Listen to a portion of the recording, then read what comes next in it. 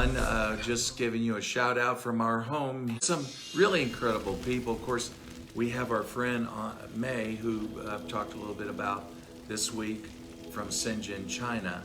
And then we have, and this is really special too, Gordon Hester.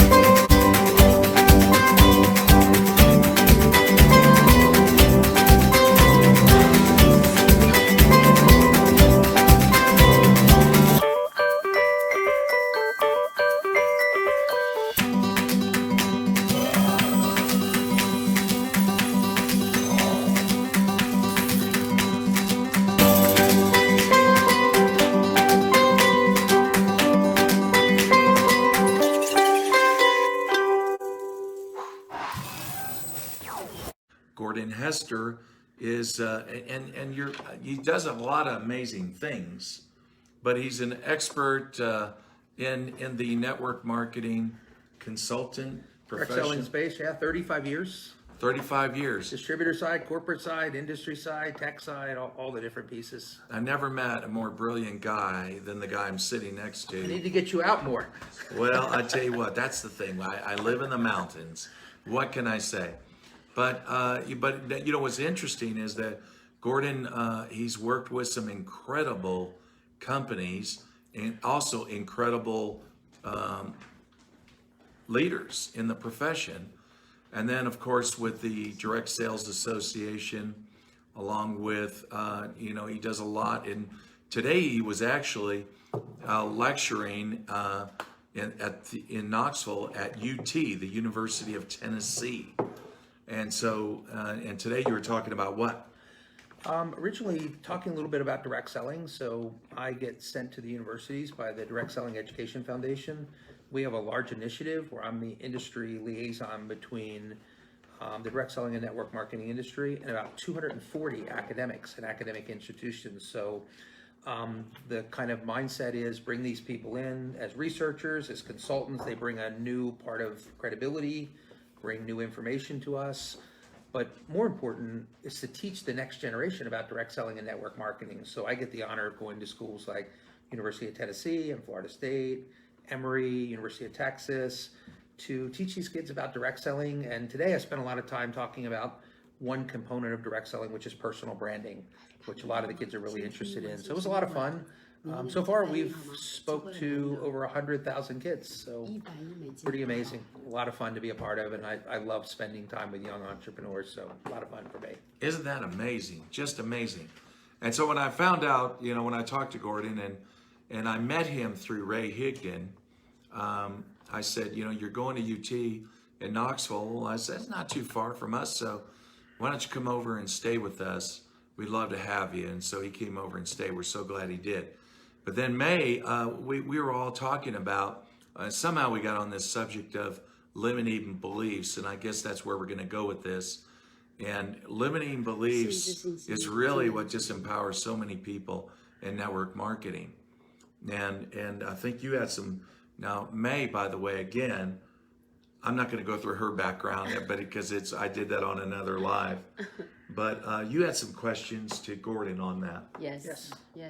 So Gordon has an amazing achievement in the industry and also is very inspiring coach, consultant, entrepreneur. And you just told me earlier over the dinner that you changed a famous athlete's life by reprogramming his brain and change his life. I wonder, how did you do that? Yep. So we were talking, I remember the conversation started talking about limiting beliefs. Yes. And I'm not sure everybody understands what a limiting belief is. So maybe to understand what a limiting belief is, you have to understand what a belief is. Yeah. So in the simplest way to understand how our brain works, we focus on something and our brain asks a question. What does this mean? And what it means becomes a conclusion. It makes a conclusion about what it's focused on. And that conclusion becomes how you build a belief. So when we talk about a limiting belief, what we talk about is a conclusion that you've made that doesn't necessarily produce the results that you want. It limits the ability to have success or whatever result you want around that.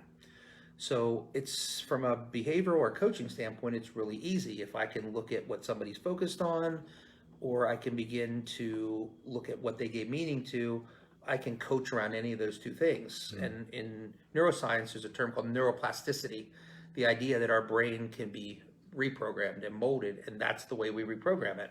So the situation I was telling you about, I had a famous athlete from the UFC. Some of you might have heard of the UFC, some of you might have not.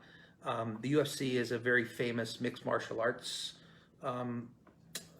company, the largest in the world. They put mixed martial arts on the map, and I used to be in that space. So I was a competitive martial artist. I had my own school. So one day, a gentleman comes to me. He was the manager of a heavyweight champion of the UFC. And this heavyweight champion was having a really tough part of his career. He was losing a lot of battles, and everybody thought he was out of shape because he would basically get tired. And he asked me, what do you think about this person? His name was Frank Mir, by the way. And I said, well, Frank's got a coward's mind. And he's Coward's like, mind. a coward's mind. He's like, wait a minute, this guy is 6'4", walks around about 270, and he has a coward's mind? What do you mean by that? And I said, well, let me try to explain it this way, the way my coach explained it to me. People have two natures. They're either the lion or the rat. And if you think about a lion, they're the strongest animal in the jungle. When they roar, they create fear in everybody. Feel I'm like that. Yeah, and that's what Frank was. He's the lion. So when he's in control, unbeatable. Yeah.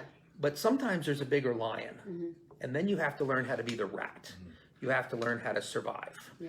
And so what I told him is Frank has a coward's mind because he only knows how to be a lion. He doesn't know how to survive. And so we had this really talk, and I said, you know, because of that, he's dealing with fear. Yes. And fear is, so there's two types of fear that exist in the world. Yeah. And I guarantee you, anybody on this, listening to this, has had fear in their life. Yeah. And if you think about fear, it can motivate you or it can paralyze you. In his case, it was paralyzing to him because he couldn't solve problems, his brain reacted to that. Yes. So if you think about fear, there's two types of fear. One is what I call biological fear. So Jeff, imagine if I put a gun to your head. That's biological fear. So it lives in the bottom of our brain in a place called the limbic system and the amygdala. And in there, the amygdala is like a panic button. Yeah. So when I get in trouble, what do? I hit the panic button to protect myself. That's the fight or flight. That's how we're programmed. Evolutionary programming works that way, but not all belief works that way. A lot of belief is program belief. And it exists in a different part of your brain, the computer center, which is called the prefrontal cortex. So if you think about it this way, what is a program belief? One that common people deal with is the opinions of others. I don't suspect when you were born and laying in a crib naked, you really cared what people thought. But now, all the time when I'm dealing with coaching, I'm thinking, oh my gosh, I have so many people that are focused on what they can't control, and they suffer because of the opinions of others. Yeah. That's a programmed belief. That's powerful. Powerful. So the question was, how do you solve this? So, so the interesting part of the story was the next day I got a call from Frank. And as I said, Frank fights in a cage for a living. Not a kind of guy you want to be on the wrong side with. No. So he called up and he's like, hi, is this Gordon Hester? And I said, yes, this is Gordon. Who's this? Frank Mir. I heard you think I have a coward's mind. And the first thing I thought was, oh my gosh, I didn't language that very well. I don't want this big guy showing up at my gym. Would have been a bad situation. But what he told me was, I understand, but I don't know how to fix this. Nobody has ever seen this in me. They think because I'm a fighter, I'm brave and I don't have fears. And I saw it for what it was. Everybody else thought he was out of shape. So I said, well, this is an easy thing to fix. Yeah. Because if you take an example, and I'll use an example in our world, Navy SEALs. Navy SEALs don't have fear because they're programmed to have an answer to everything. So the more you have an answer to things, the more that is programmed in your mind, the belief system, the more you can begin to avoid that panic button being hit. So what I recognized with Frank was he had two situations he didn't know how to solve. Yes. One was if he's fighting somebody and they're stronger than him, he didn't know how to deal with that problem. And the solution is really easy. You create distance. So you could be the greatest striker in the world. If you're 10 feet away from me, it really doesn't matter. You can't hurt me.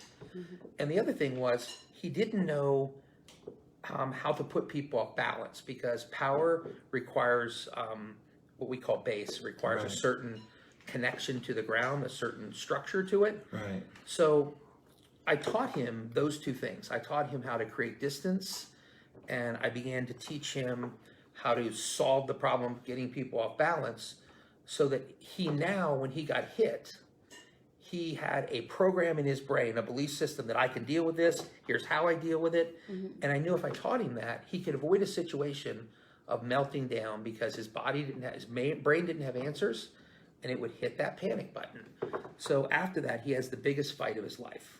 He fought this guy by the name of Brock Lesnar, and Brock Lesnar is a pro wrestler. I can't even tell you how big this guy is. I saw him one time when I was at the UFC 100. He walked in front of me, and he's so big he like blocks the sun. My guess is he's probably 6'4", 330. Wow. Tony Robbins. Oh, size. except twice as big muscular. Yeah, much more weight. So Frank, the fight starts, and Frank's a lot smaller and a lot weaker. So Brock's a bigger lion. Yeah. And so Frank gets in the fight, and he gets in trouble. And he's in trouble, and I'm like, oh my gosh, is he going to remember what I taught him? The programming, the reprogramming of the fear, so that he didn't hit that fear and he had answers. And it turned out he got through that, and he caught Brock Lesnar in a what they call the knee bar, a hyperextension of the knee, and he gave up, so he tapped out. He comes out of the ring, and he walks over to his manager and says, how's that for being a rat? And his entire career changed. Now, I share that story because it's the same story for anybody. Yeah. At the end of the day, it doesn't matter whether it's fear, it doesn't matter what your belief is. If my belief isn't creating the results I want, then I know that if I focus on something different, then I can reprogram my brain because I can give it a different conclusion. And then I can make the belief even more powerful, when I can put it into a different part of my brain, the subconscious. So I know repetition. So if I were to say you every day, oh my gosh, you're an amazing person. Oh my gosh, you're an amazing person. At some point, that repetition starts to define who you are. Those are what we call core values, for instance, core beliefs. The other thing is emotions. So we know that pain and pleasure are emotions that strengthen the power of a conclusion, the power of a belief. So anytime I was coaching somebody, even with working with companies, I'm always trying to pay attention to what are people focused on and what meaning are they giving to things, because if the meaning doesn't create the results, then I know from a coaching perspective, this is very easy to resolve. I can change their focus. How do I change their focus? Ask a better question. If somebody's like, a good example, oh my gosh, this person doesn't like me and the world's melting down and, the economy's horrible and my boss hates me and I'm going to get fired. Just a simple question. Well, what else could that mean? Is this a gift for you to learn and to grow, to maybe pursue a different direction in life? Questions is something Tony Robbins taught me that I never forgot. The answer is always a better question. So when you learn how to ask questions to change people's focus, what you're doing is opening up the possibility of the brain to say, what does that mean? I haven't seen this question before. And when I create a different focus, and then I can create a different meaning, I can reprogram the brain. Right. So when I look at personal development, to me, it's two things. It is creating an unstoppable mindset. Right. And that is programming belief systems and standards and things of that nature. And the other are skill sets, all the skills we need to be successful. Yeah. And so much of the coaching I do, so much of the consulting, because if you think about business is people and problems. And interestingly enough, most problems are people. So I was smart enough to become a behavioralist, and I spent 30 years studying behavior. And to this day, just at the University of Tennessee, I did a sales event, and for their top salespeople, there were about 30 of them in the room. And I said, I just want to tell you going into this, I've never taken a sales class in my life. And I built massive sales cultures. I can teach it. I do it well. But the reason is I didn't learn sales. I learned behavior. I learned about people. So I think when you understand how people work and what they want and how their minds are programmed, and you know how to work around this, you can change anything in somebody. You can change somebody's entire course. One limiting belief can begin to change the entire results and success somebody has. So a good example of where, and I'll go back to Tony, he does this through something called a Dickens process. And I don't know if you've ever seen the Dickens process, Yes, but I did. UPW, you should go there. yeah, so the idea behind it is really brilliant in that you start with a limiting belief. So what is it that you believe that's not getting you the results that you want? He knows the power of emotion. And the last time I saw him, he spent about 2 hours getting people to attach pain to the belief. So he's like, okay, tell me what the consequences are. Now, what's it going to be in 1 year, in 5 years, in 20 years? I saw him do it in Tampa. There must have been 2,000 people laying on the ground crying. I never seen anything like it in my life, because What was it? this was probably 7 years ago. UPW or I think it was a UPW. UPW? Yeah. Wow, it was so powerful. Powerful. So when I saw this, I recognized that's the power of emotion. And when people see that, and then he went back and he goes, what if today changed that belief? And he taught focus and meaning. And when you change that belief, imagine how different life can be. And you attach them to the benefits, and just like you went through the pain part, now you go through the pleasure part.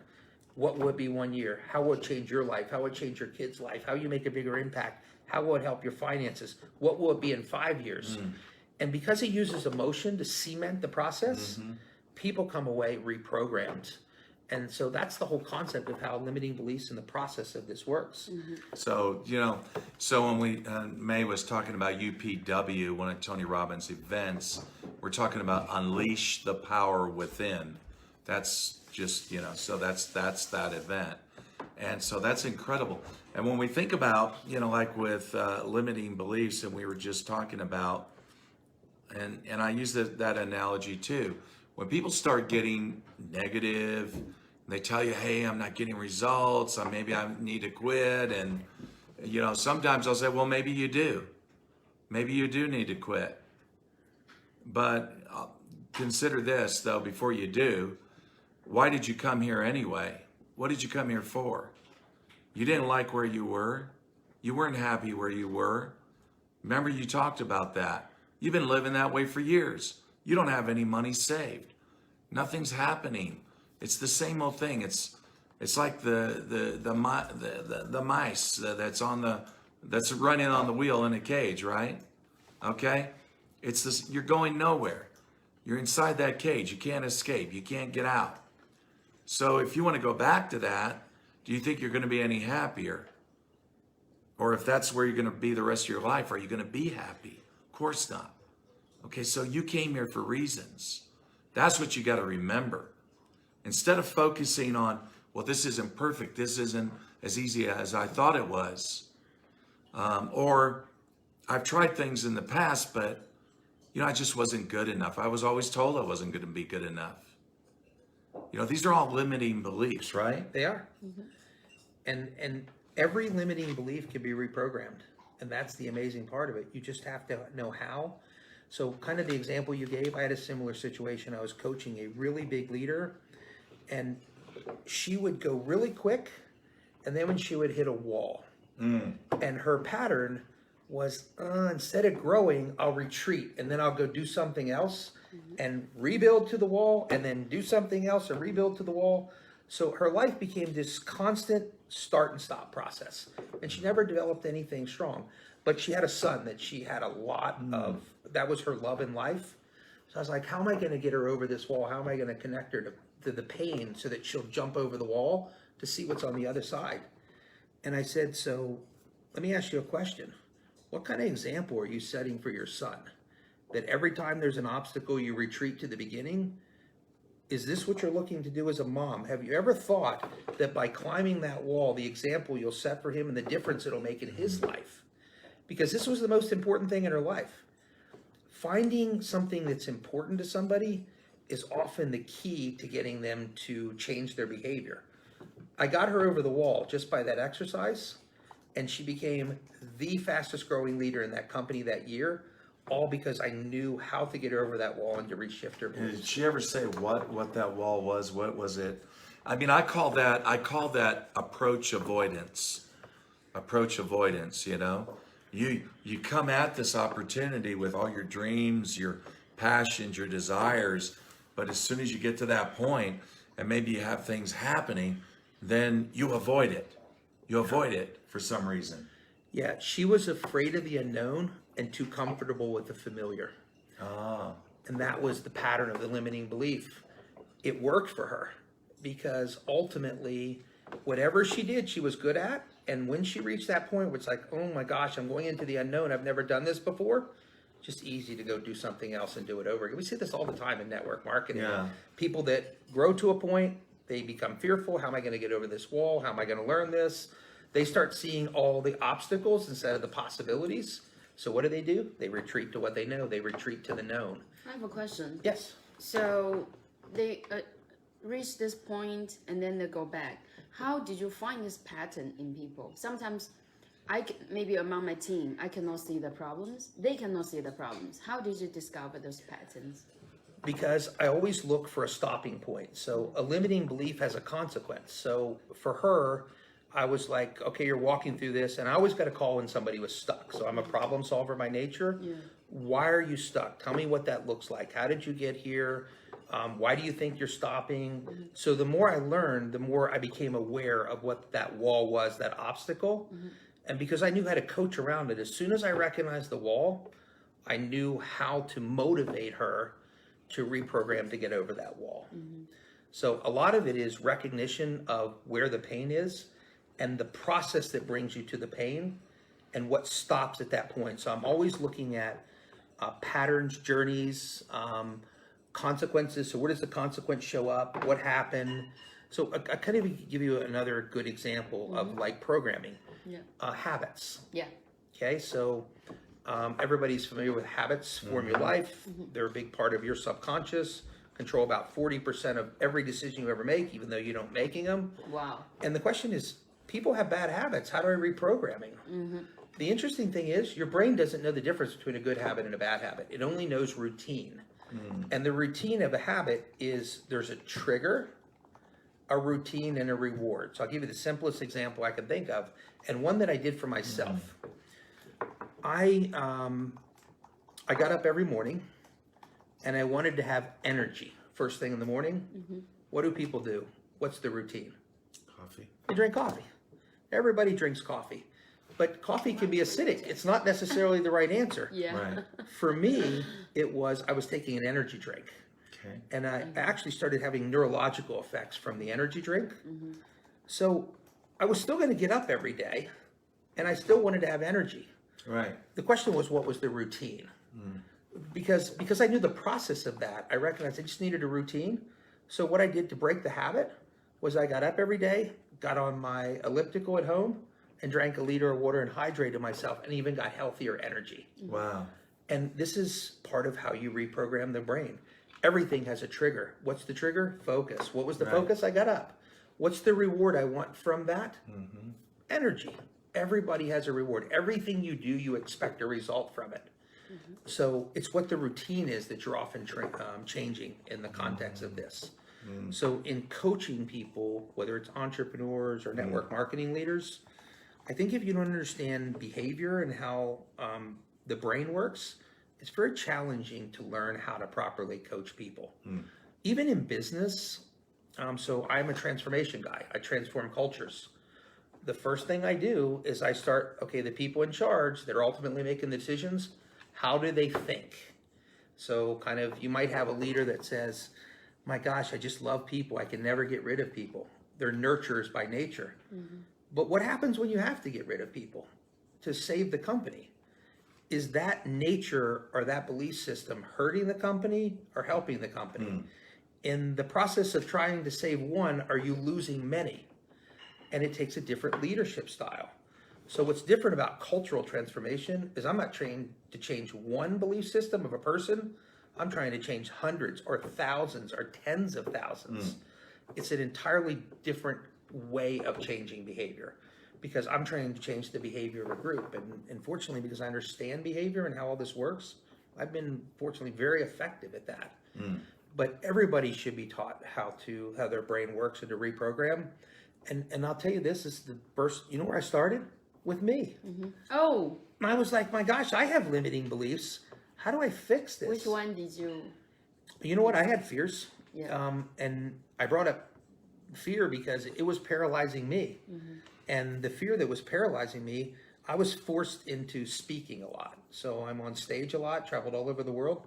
I never wanted to do it. I never aspired to have a career in that. I'm an introvert by nature. I was like, I cannot tell you're introvert. yeah, most people would think I'm an extrovert, but I'm actually very much of an introvert. So I get up there, and at first I'm like paralyzed. I'm like, oh my gosh, what are people going to think? How are they going to judge me? I don't want people to feel bad about me. And a lot of people have that problem. So how did I solve that? So I recognize everything in life has three choices. Acceptance, focusing on what you don't control. So acceptance is the path to conformity. It locks you in a comfort zone. Right. When you focus on what you don't control, what you end up getting. So when you focus on what you don't control, what you end up having is a path to suffering. Yeah. So what's the answer to growth? Focus on what you can control. So in that situation I was just talking about, so we're talking about my limiting beliefs. Yeah. I was like, my gosh, I actually care what people think. And not recognizing there's always going to be a critic. I don't care who you are. The bigger your brand is, the bigger your visibility, the more critics you're going to have. It's just the nature of how behavior works. Yeah. So I had to train myself where if somebody came up and said, I just got to be honest with you, that hour I spent with you was the biggest wasted hour I've ever had in my life. I'd be like, okay, well, thank you for letting me know. And the next person came up and said that hour changed my life. My brain is programmed where I can't hear the difference in those two things. They mean the same thing to me. Because what I recognize is all I ever have the power to do, the only thing I control in life is the programming of my brain. And if I did my best job, why do I care what the result is? Because at the end of the day, that's what it's all about, giving your best to things.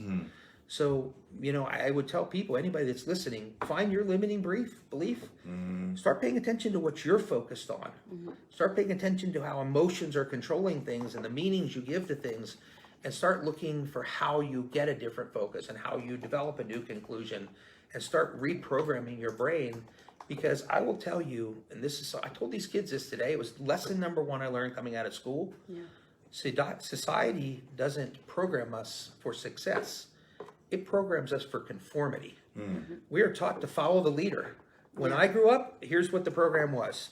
Get out of school, go to college, get a job, stay with a company for 40 years, get the gold Rolex. That's what my father was taught. Exactly. But that world doesn't even exist anymore. So imagine if I follow that conformity, what my life would look like. I remember looking at it at the time, there's two really models that I paid attention. One having to do with happiness, the other with finances. So when I looked at finances, I was like, my gosh, people that follow this path are broke when they're my age. I don't want to be broke when I'm in my 50s. I'd like to have a little bit more freedom than that. The other thing I recognize is people aren't happy. Yes. And I believe happiness matters. So I looked for a model to study on that. And there's a model called a U-bend.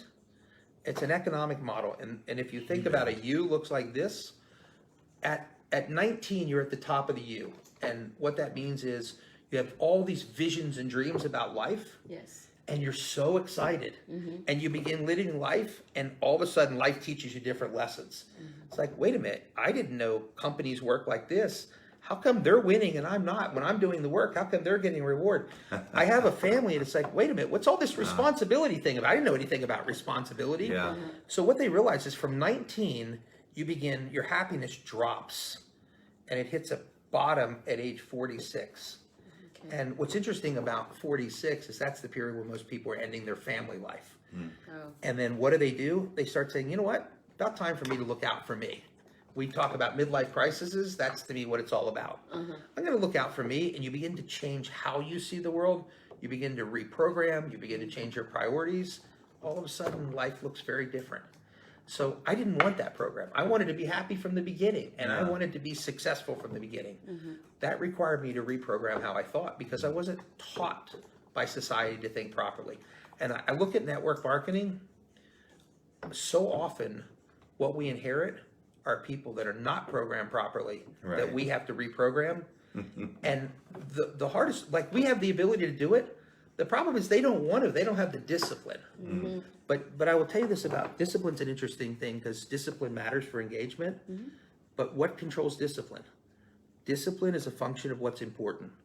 If changing my mind is important, I'll find an answer. Just like if taking a product is important or chasing an opportunity, the more important it is to me, the more discipline follows. Absolutely. And that's what we try to create with people, to create something being important. We talk about somebody's why, or we market hope around like an opportunity or product. What are we doing?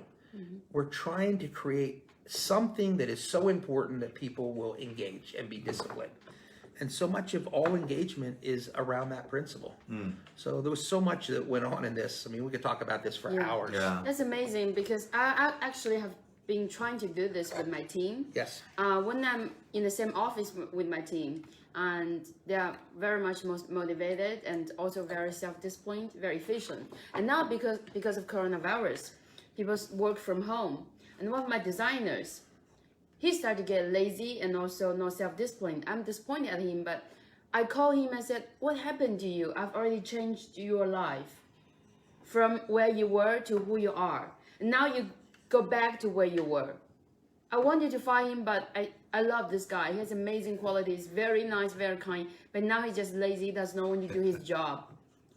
I'm like, okay, what I'm gonna do? Because I consider myself a life coach. I want to change his life. This, for me, is a failure case, right? You can never change anybody's life. That's up to them. So you don't have ownership of people's decisions. You can only motivate them to do that. Oh. But what in the scenario you say gave me, when you say somebody's lazy, I guarantee they had discipline. Now that discipline might have been to sleep in till noon, to watch TV all day. They still have routines and discipline. It's just the discipline isn't focused on something that's going to produce what they want in life. And that's because ultimately they look at what you're offering them and they say, okay, I have a choice. I'd rather take a nap and do nothing than do what you're offering, which is why you have to raise their excitement and importance of what they're doing. So all of a sudden, if you could reprogram his thinking, and so we'll just take the example. If I were taking this, it's a guy, right? Yeah. And I was like, so how's your life work out 5 years from now by doing this? So what is your plan? And he starts to connect with the consequences of this. Then what happens is he opens his mind back to the possibility of an alternative path. I asked that question in the phone. He paused and said, he didn't say anything and silent. And what did you say when he said silence? He was silent and I was disappointed. I said, we'll talk another time. So I'm seeking your advice. I really don't want to give up to this guy. Otherwise, I don't have any other choice. But either I change him, either I have to fire him because there's a lot of things he needed to catch up to get it done. Yeah, and this is something that I had to learn in life. Everybody's journeys goes through ebbs and flows. What you might be looking at is a situation where you have the right person and the wrong time. And sometimes what you have to do, and I'm sure you've seen this in network marketing, I have, you have to drip on people because you never know when the right time is. Right. Perfect example. I never give up on people. You never. Yeah. And that's part of believing in somebody. You hear this all the time in network marketing. My God, you believed in me more than I believed in myself. That's that principle of never giving up and recognizing there's different things going on in people's lives at different times. So I just need to stay plugged in. I need to drip on them because I never know when that time will occur, when they're ready to go. And like I remember Ray's last event, he was talking about, I think it was some lady like 17 years in had done nothing. Yeah. And then all of a sudden she lit up. Something happened. And because he was engaged, she came in and she became hugely successful after 17 years of doing nothing. How many people would have waited 17 years? The guy I worked with, Jeff Altgilbers, he had a girl that he tried to recruit for years. Lauren, used to be Lauren Slocum, now it's Lauren Lav. Super smart, brilliant lady. Worked 17 years, he tried to get her in. She gave him every no you could possibly give him. He finally said, look, just come to one conference and I'll never bother you again. She comes to the conference And she came with a list of excuses on why she wasn't going to join. She was just going to put an end to this once and for all. One person on stage had a story that talked to her. It was a child that was sick and how this business changed their life. And she had a friend with a child with the same situation. And that one, she started crying. And she's like, oh my God, this is where I can make a difference. Just being there at that one moment in time. She probably has earned, I mean, literally millions of dollars in this industry. Would have never earned any of that if somebody didn't believe in her long enough to keep dripping on her, recognizing at some point in time, somebody can light up, because life does go through ebbs and flows. Yeah. And with us, we've been in the leadership game. My gosh, how many times do we see this? Yeah. You don't push people, you follow them in their journey, and you try to encourage them, but when they're not ready, when you push them, you know what you do? You push them away. And the funny thing is, it could be weeks later where something changes and they find somebody else that's like, wow, I missed them, all because I went about it the right way. Sometimes there's a patience in things with recruiting that's really important. But I think you'll get it right. I have great faith in that. Thank you so much. Well, I hope you got some value out of this conversation tonight. Anyway, we just wanted to share it. And, you know, I want to take advantage having Gordon here. This is awesome to be able to have him here and share some of his thoughts and his wisdom. And then May, of course, as well. She's new to network marketing. She has a lot of questions. And I can't see from that distance, but everybody Have questions? Everybody Okay. is saying- Yeah, let me see my people whether they have questions. Yes. Do you want So to- I want to thank all of you for getting on tonight. I do, and I'm going to shut the call now. But anyway, I just want to let you have a peek of this conversation. ask my You people. can keep going with yours. Yeah, Everyone if they have a have good night. questions. Take care.